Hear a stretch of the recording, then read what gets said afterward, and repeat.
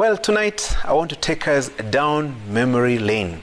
Remember GHC? Yes, Geography, History and Civics. At Gachuri Primary School during GHC lessons by Mrs. Mwangi, we were taught about the three arms of government: the executive, judiciary and legislature. For purposes of tonight's punchline, I will confine myself to the legislature. It is also called parliament. And those who sit in parliament are called members of parliament or legislators. Chapter 8 of the Constitution, enacted in 2010, defines there are three major roles: representation, oversight, and legislation, otherwise known as lawmaking. Tonight, I opt to focus on lawmaking. I do so because since Tuesday, when the Energy Regulatory Authority announced hiked fuel prices of between 7 and 12 shillings for petrol, diesel, and kerosene, many Kenyans, myself included, were disappointed, actually annoyed. With the harsh economic times, pay cuts, businesses doing badly, and cost of living rising, even a shilling more for anything is too much. But what surprised me is that some members of parliament, yes, lawmakers, joined us on Twitter and Facebook to lament over the fuel price hike. Some wailed at the new prices, terming them the worst form of economic exploitation and totally unacceptable. Even party leaders who have troops of lawmakers who sing their praises every day and pushing them to vie for the presidency next year have been releasing hard-hitting statements asking the government to review the fuel prices downwards. Now. So how are Kenyans expected to deal with lamentations from and by leaders who they elected in August 2017 and gave express mandate to make laws on their behalf that would improve their lives and livelihoods? It is a well-known fact that almost 50% of the fuel and electricity prices that consumers pay is made up of taxes. You see, the Kenya Revenue Authority does not come to us with whips, rungus and machetes to collect taxes. KRA derives its authority to collect taxes from the finance bill and other laws that are tabled, debated and passed by the National Assembly. By the way, passing these laws requires just a simple majority of members of parliament sitting in that house. And with just 50 lawmakers in the National Assembly, it is quorate to transact business. Amending the Finance Act, for example, to reduce the taxes on fuel requires just a simple majority once again. The reason why I have a problem with MPs breathing fire and brimstone on Twitter is that they know where they should and must do their work from. They are elected or nominated members of parliament, not members of Twitter. Laws are made or amended from parliament by members of parliament, not on social media. Otherwise, all Kenyans on Twitter and other social media platforms would be lawmakers. And by the way, parliamentarians are paid to make laws and to amend those that are injurious to the citizens. And make no mistake, if the parliamentarians wanted, they can revise the taxes on fuel downwards with ease and extremely fast.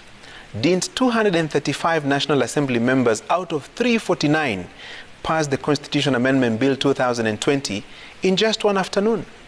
The very first time the two-thirds majority threshold has been met. Didn't we all see how easy it was to mobilize and push numbers to pass the Security Laws Amendment Bill? So it is possible only if parliamentarians wanted, cared, and were genuine. Let me turn now to the leaders who are outside parliament but can influence how business is transacted in the August House. Deputy President William Ruto had a proposal on how to deal with the fuel prices crisis. Ya mambo ya energy, waketi chini pamoja na waziri watueleze na waeleze Kenya na watoe advice kwa serikali ili tuchukue hatua ambazo itasaidia wa Kenya kupunguza hali hii ya kuongezeka kwa mafuta ya petroli ambayo itaongeza yale mambo mengine mengi na kuleta hali ya maisha kupanda gharama katika taifa. You see, we have covered news conferences addressed by the Deputy President where more than 100 lawmakers converged, a majority from the National Assembly. What would be so difficult in mobilizing these MPs to craft an amendment to the laws to reduce the taxes levied on petroleum products?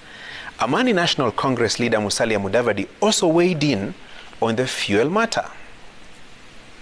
Tunajua huo ongezi wa petroli utaongeza bei ya chakula, utaongeza school fees, utaongeza bei ya stima, kwa sababu mafuta yanatumika kwa kila kitu. Kwa hivyo mwito wetu ni kwa serikali ni kwamba serikali, tafadhali, wananchi wanaumia, COVID imewafinya. Have we not seen Mudavadi attending meetings at State House Nairobi and Mombasa with other opposition leaders, ostensibly to discuss key national matters with the president, among them the 2022 succession game plan? Why would they not ask for a familiar or similar meeting with the president to discuss the fuel prices and rising cost of living? And finally, the fuel prices matter is not one to try to politicize or score some cheap political bonga points. A section of ODM MPs today attempted to do exactly that in a news conference. Increase. Fuel prices having broken an all-time record. Kenya has never before seen this kind of inflation in the cost of energy, and enough is enough. It's time to call a spade a spade. The Energy Cabinet Secretary, Mr. Charles Keter, and his appointee at EPRA, that is the MD Daniel Kipto, must give Kenyans answers. It is simple. This is not the time to pass the buck. It is not the time it's not the time for excuses. It is the time for MPs and party leaders to walk the talk. And no amount of tweeting is going to take away the facts. That's my punchline.